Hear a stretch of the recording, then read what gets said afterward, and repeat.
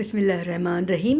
हे बाजरीअ जा दाणा यानी बाजरीअ जो अना, इनखे धोई साफ़ करे सुकायो आहे। पोइ हाणे हिन सुकल खे असां ग्राइंडर में विझी ग्राइंड कंदासूं, यानी थुल्हो थुल्हो असां इनखे ग्राइंड कंदासूं, सफ़ा बारीक न।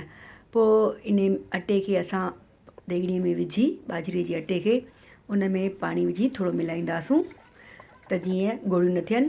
जॾहिं मिली वञे त पोइ हिन में बक़ाया असां चङो पाणी विझी मिलाईंदासूं। पोइ छाणीअ जी मदद सां असां उछातरो हिनखे छाणींदासूं। जेके बि बाजरे जा कख पन हूंदा उहे छाणीअ में छणी तरी ईंदा, मथे निकिरी वेंदा ऐं हेठि बचंदा बाजरीअ जा दाणा सन्हा सन्हा। कख इन लाइ कढंदासूं त जीअं खाइण में असांखे गले में न अटकनि।